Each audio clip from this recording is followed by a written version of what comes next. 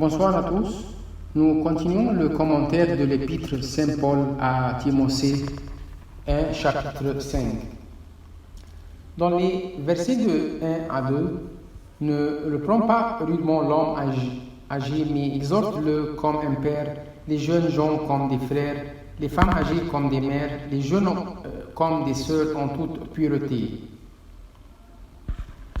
Nous avons noté depuis le verset 6 du chapitre précédemment les instructions spéciales données par l'apôtre à Timothée. Ces instructions se continuent jusqu'au bout de l'épître. Je les résumerai ici en quelques mots. Tout du long, Paul exhorte Timothée à tenir sincèrement compte des choses qu'il lui recommande. Ainsi, Timothée doit proposer aux frères les choses qui ont trait à la liberté d'user des aliments que Dieu a créés pour les siens, en les sanctifiant par sa parole et par la prière. Au verset 11, il lui faut ordonner et enseigner les choses qui ont trait à la piété. Au verset 15, il doit s'occuper de ces choses et y être tout entier. Ces choses sont une conduite irréprochable et l'exercice du don qui lui a été confié. Au verset 16, il lui faut persévérer dans la surveillance de lui-même et dans l'enseignement. Au chapitre 5, il doit garder l'ordre de la discipline dans la maison de Dieu. Au chapitre 6, il doit enseigner les choses qui ont trait aux surveillants et au rapport des esclaves avec leur maître. Enfin, au chapitre 6-11, il doit fuir les intérêts terrestres et toutes les choses qui pourraient le détourner de la marche de la foi. De quel sérieux Timothée ne devait-il pas faire preuve pour suivre toutes les directions qu'il recevait de l'apôtre sur la conduite qui lui convenait à lui dans la maison de Dieu? Il devait, lui, jeune homme dont les fonctions dans l'assemblée de Dieu vivant étaient d'enseigner et de reprendre avec égard à l'homme âgé, et non d'après le contexte à l'ancien désigné par le même mot. L'âge est accompagné de l'incapacité de soutenir des paroles rudes sans être écrasé, surtout à la répréhension et justifiée. Il peut arriver qu'avec les meilleures intentions, un jeune homme doué pour la conduite de l'assemblée produise un mal considérable en reprenant un vieillard sans ménagement. J'ai vu un jeune frère donner le coup de mort à un vieillard, en le reprenant rudement au sujet de fautes de conduite qui exigeait une répréhension légitime. L'exhortation respectueuse est à sa place et non la rude répréhension. Les mêmes égards sont dus aux jeunes gens et aux femmes âgées. L'amour qui considère les uns comme frères, les autres comme mères, ôte tout caractère plaisant à l'exhortation. Quant aux femmes jeunes, l'apôtre ajoute au caractère de sœurs qu'il devait avoir aux yeux de Timothée ces mots en toute pureté. Facilement, les sentiments charnels pouvaient entrer en ligne de compte chez un jeune homme que l'obligation d'exercer la discipline mettait en contact avec l'élément féminin. Une vie passée dans la communion avec le Seigneur, dans la sainteté et la pureté était une garantie suffisante contre toute convoitise charnelle. Combien ces recommandations si détaillées doivent en tout temps être un objet de méditation pour les jeunes gens que le Seigneur appelle à son service. On voit ici dans les versets de 3 jusqu'à 6, honore les veuves qui sont vraiment veuves. Mais si quelque veuve a des enfants ou des descendants, qu'ils apprennent premièrement à montrer leur piété envers leur propre maison et à rendre à ceux dont ils descendent les soins qu'ils ont reçus, car cela est agréable devant Dieu. Or, cela qui est vraiment veuve et qui est laissé seul a mis son espérance en Dieu et persévère dans les supplications et dans les prières, nuit et jour. Mais celle qui vit dans le plaisir est morte en vivant. Ces versets traitent des veuves dans l'assemblée et considèrent ce sujet jusqu'à la fin du vers. 16. Celles qui sont dignes de toute sollicitude quant à l'assistance de l'assemblée, que ce soit en les entoure de soins respectueux, que ce soit en pourvoyant à leurs besoins, sont celles qui sont vraiment veuves, qui non seulement ont perdu leur mari, mais qui sont sans enfants et sans descendants, dans le cas où elles ont un devoir incombe à ceux-ci, ils doivent apprendre premièrement à montrer leur piété envers leur propre maison et à rendre à ceux dont ils descendent les soins qu'ils en ont reçus. Une telle prescription n'est pas un ordre légal. Ce qui engage à la suivre, c'est que cela est agréable devant Dieu. Il est de même au chapitre 2, quant à nos rapports avec tous les hommes et avec les autorités, ainsi la piété, c'est-à-dire la crainte de Dieu et le désir de lui plaire, se montre non seulement dans les soins de l'assemblée, mais dans les rapports de famille, et sont à la base de l'ordre dans la maison de Dieu, même quand il s'agit de soins matériels. Ce même terme est employé au verset 17 par rapport aux anciens ainsi qu'en d'autres passages. Il ne suffit nullement une paille, un gage, des émoluments réguliers. Au verset 5, l'apôtre fait un portrait du caractère de la femme vraiment veuve, tel que Dieu la considère et l'apprécie néant. Et s'il bat qui que soit sur qui s'appuie, elle a mis son espérance en Dieu, elle n'espère rien des hommes, elle est entièrement rejetée sur Dieu. Quelle sécurité, quel trésor! Dieu est riche pour répondre à sa pauvreté, mais dépend de lui seul. Elle est par là même en rapport continuel avec lui et persévère dans les supplications et dans les prières nuit et jour.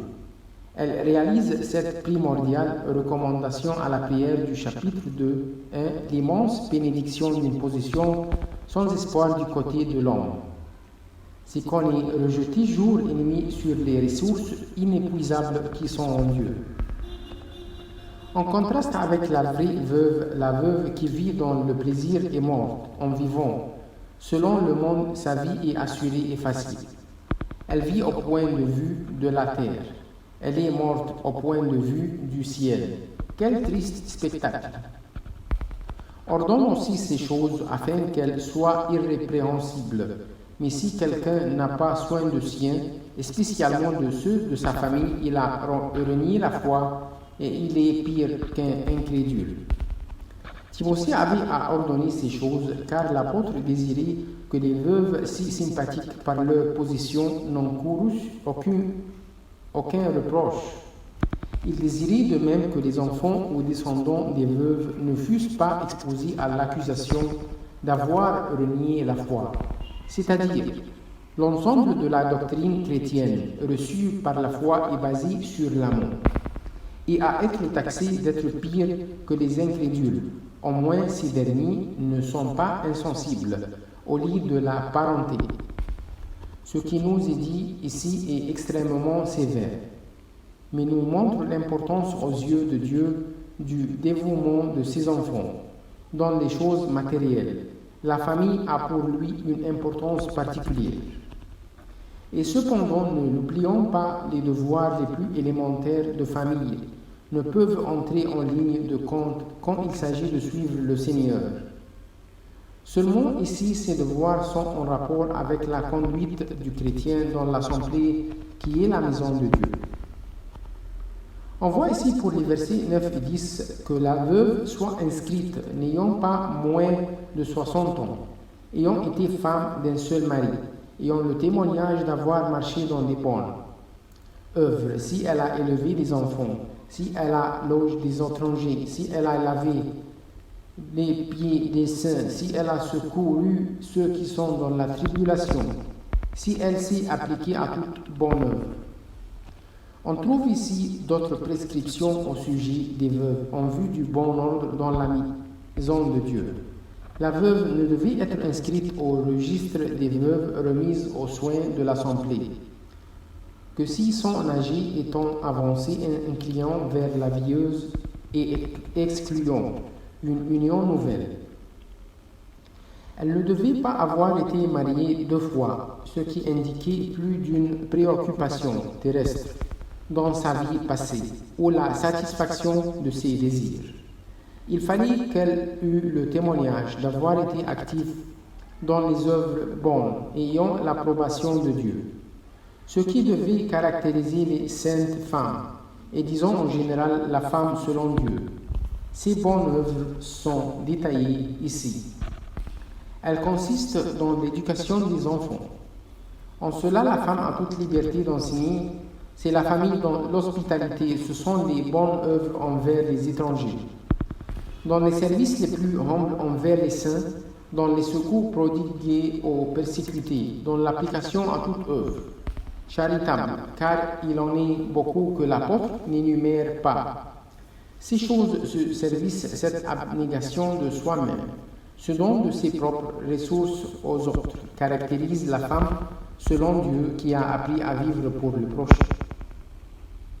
Dans les versets de 11 jusqu'à 13, mais refuse les veuves qui sont jeunes, car quand elles s'élèvent contre le Christ en s'abandonnant à leurs désirs, elles veulent se marier, étant en faute parce qu'elles ont rejeté leur première foi. Et en même temps, elles apprennent aussi à être oisives, allant de maison en maison, et non seulement oisives, mais aussi causeuses, se mêlant de tout, disant des choses qui ne conviennent pas. Ces versets jusqu'à 16 nous présentent le portrait opposé à celui des vraies veuves, celui des veuves que Timothée, remplaçant l'apôtre dans l'administration de la maison de Dieu, devait refuser comme objet des soins particuliers de l'assemblée. Il s'agit des jeunes veuves. Il y a chez elles des désirs de la chair, désirs d'un établissement sur la terre, et de jouissances terrestres auxquelles elles s'abandonnent et qui sont de fait s'élever contre le Christ, car elles ont rejeté leur première foi. Cette première foi les avait attachées à Christ, et par conséquent séparées de tout ce que le monde pouvait leur offrir. Nous verrons au chapitre 6 qu'il en est de même de ceux qui aiment l'argent. Ils s'égarent de la foi, mais il s'agit ici de la première foi, qui les avait caractérisés quand elles avaient reçu l'épreuve de leur veuvage, comme dispensée directement par le Christ, et avaient été convaincus qu'il voulait les attacher à lui seul. La première fois abandonnée, ces jeunes veuves n'ayant plus un cœur entier pour les bonnes œuvres et le service du Seigneur, doivent remplir par quelque chose le vide qui s'est produit dans leur œuvre, l'activité pour Christ et les saints leur manquent. Elles se créent une activité factice par laquelle elles cherchent à peupler le désert de leur existence. Allant de maison en maison, elles se livrent au babillage, se mêlent des circonstances du prochain, rapportent des choses qu'elles devraient taire. Ce tableau est sévère, mais c'est la vérité et Dieu ne la cache jamais. Dans les versets 14 jusqu'à 16, je veux donc que les jeunes veuves se marient et des enfants gouvernent leur maison. Ne donne aucune occasion à l'adversaire à cause des mauvais propos, car déjà quelques-unes se sont détournées après Satan. Si un fidèle ou une fidèle a des veuves, qu'il les assiste et que l'assemblée n'en soit pas chargée, afin qu'elles viennent au secours de celles qui sont vraiment veuves. Tout ce passage nous montre qu'en se marie, un jeune veuve peut faire sa propre volonté et abandonner Christ et les intérêts célestes pour les choses de la terre, mais qu'elle peut aussi par le même acte faire la volonté de Dieu et par conséquent ne pas perdre la communion avec le Seigneur. Si la position de la jeune veuve la disqualifie pour être inscrite comme méritant la sollicitude de l'assemblée, laquelle n'admette ni les jeunes veuves ni les veuves ayant en plus d'un mari, elles n'en sont pas moins dans le chemin de la volonté de Dieu. Si elles se marient, non pas pour être agréables à elles-mêmes, mais par soumission à cette volonté. Le remède indiqué au verset 14 est pratique et selon Dieu. Il est remarquable de voir comment Dieu, quand il s'agit de l'ordre de sa maison, indique minutieusement ce qui peut parer à tout désordre. Ici, l'apôtre exprime la volonté du Seigneur comme son mandataire. Pour les jeunes veuves, le mariage des enfants le gouverne de leur propre maison, sans quoi le gouvernement de la maison de Dieu serait exposé à en souffrir. La jeune veuve éviterait ainsi, comme au chapitre 3, le piège du diable. Si elle donne prise aux mauvais propos, s'en servira pour ruiner le témoignage et s'emparer des âmes qui lui en ont fourni l'occasion par une mauvaise conscience. Déjà, quelques-unes s'étaient détournées après Satan. C'était la conséquence fatale de s'être élevé contre Christ. Au verset 16, nous trouvons une dernière recommandation au sujet des veuves, celle-ci adressée aux fidèles hommes ou femmes. Ils doivent les assister en vue des intérêts de l'Assemblée. Il fallait que les charges de celles-ci fussent diminuées, non pas afin qu'elles puissent se soulager d'un fardeau, mais afin que les secours à celles qui étaient vraiment veuves. Et nous avons vu ce que la parole entend par ce terme, puisse être plus abondante. Dans les versets de 17 jusqu'à 21, que les anciens qui président durement soient estimés dignes d'un double honneur, spécialement ceux qui travaillent dans la parole et dans l'enseignement. Car l'Écriture dit « Tu n'amuseras pas le bœuf qui foule le grain, et l'ouvrier est digne de son salaire. » Ne reçois pas d'accusation contre un ancien, si ce n'est que quand il y a 2 ou 3 témoins, ceux qui pêchent convainc les devant tous, afin que les autres aussi aient de la crainte. Je t'adjure devant Dieu et le Christ, Jésus et les anges élus, que tu gardes ces choses sans préférence, ne faisant rien avec partialité. L'apôtre revient maintenant aux anciens dans les instructions qu'il adresse à Timothée. Il s'agit de l'honneur à leur rendre sans qu'il soit question de la forme qu'il doit revêtir, qu'il s'agisse de respect ou d'aide matérielle ou de soins de quelque autre sorte. Ce même mot honneur est employé comme verbe pour les soins que méritent les veuves au verset 3 de notre chapitre, et comme substantif pour les honneurs rendus par les esclaves à leur maître. La manière dont les anciens s'acquittent de leurs charges en présidant durement est mentionnée ici. Ce même mot est traduit au chapitre 3 par conduisant honnêtement. Quand il s'agit de surveiller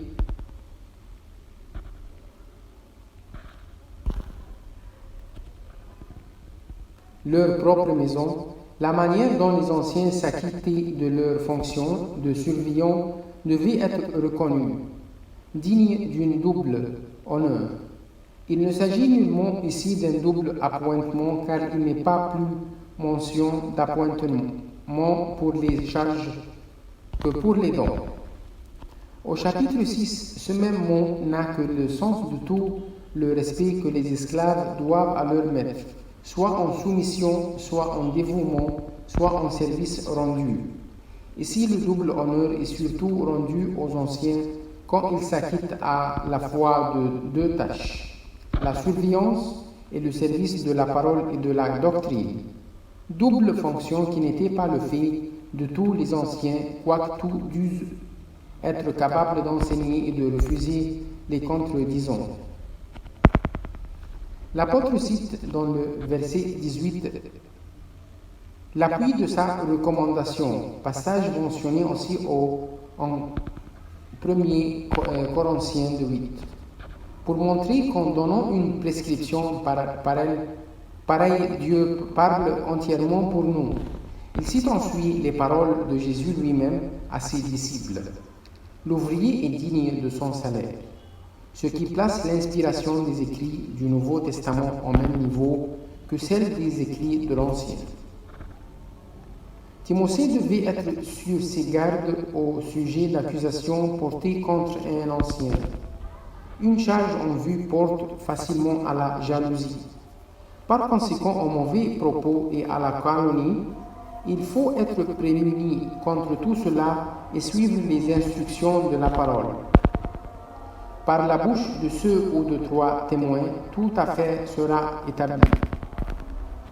Mais d'autre part, chacun étant faillible, il ne fallait pas de partialité en faveur de ceux qui étaient en vue ou en dignité. C'était ainsi que Paul s'était conduit à l'égard de Pierre, qui s'intitule lui-même ancien.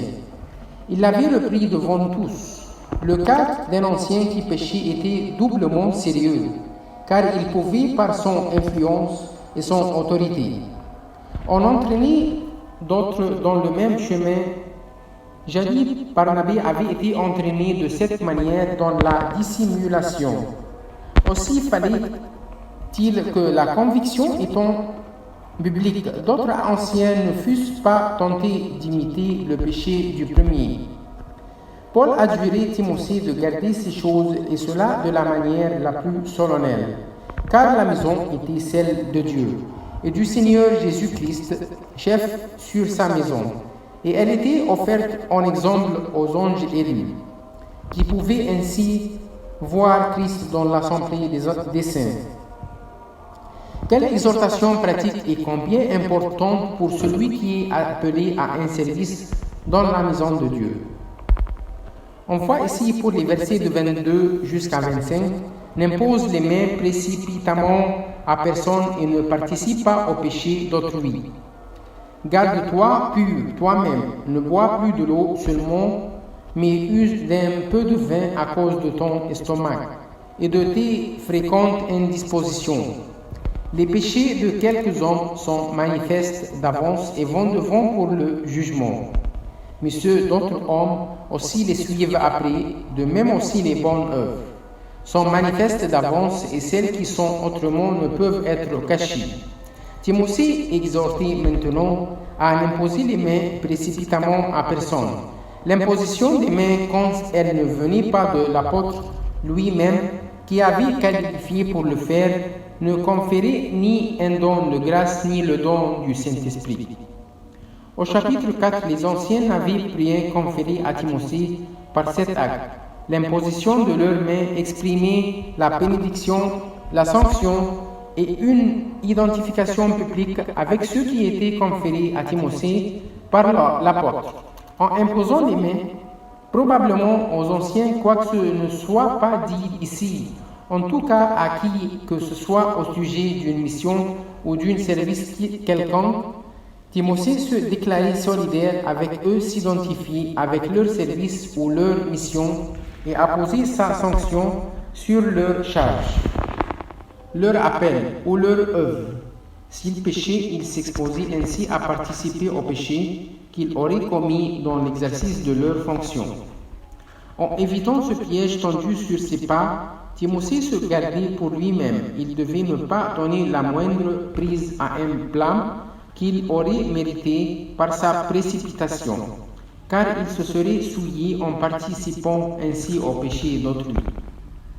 La recommandation du verset 23 d'user d'un peu de vin me semble se lier à ce qui précède, en ce que la participation pouvait provenir de l'excitation de la chair. Timothée aurait cru devoir s'abstenir d'autant plus de toute boisson existante. L'apôtre montre son souci de la santé de son cher enfant dans la foi, mais de plus, ils connaissent combien la conscience délicate et peut-être un peu maladive de Timothée pouvait s'alarmer facilement des dangers auxquels ses fonctions l'exposaient. Ces petits détails sont très touchants et montrent à la fois la sollicitude de l'apôtre pour son bien-aimé compagnon d'œuvre et la sollicitude du Seigneur pour son cher disciple en la consignant dans l'écrit inspiré de l'apôtre. Ayant parlé des péchés d'autrui, l'apôtre mentionne le caractère de ces péchés. Il y en a qui sont manifestes d'avance et vont devant pour le jugement. On les connaît, il proclame d'avance le jugement de ces hommes, en sorte que personne ne peut les ignorer. D'autres péchés sont cachés maintenant, mais suivront ces hommes ci-après. Ils les retrouveront au grand jour du jugement. Ce n'était pas seulement le fait de péché manifeste qui devait mettre Timothée sur ses gardes au sujet de l'imposition des mains, mais aussi le fait de péché qui ne viendrait en mémoire que plus tard, afin qu'il ne fût pas couvert de honte à sa venue. Il s'agit donc pour Timothée de ne pas imposer les mains à un homme qui pêche secrètement. Le moyen de reconnaître cet homme, ce sont les bonnes œuvres. Elles sont manifestes d'avance et celles qui ne le sont pas maintenant le seront nécessairement plus tard. De là, nécessité de n'user d'aucune précipitation dans la sanction à donner à un ouvrier du Seigneur. Merci pour votre attention et gloire à Dieu éternellement.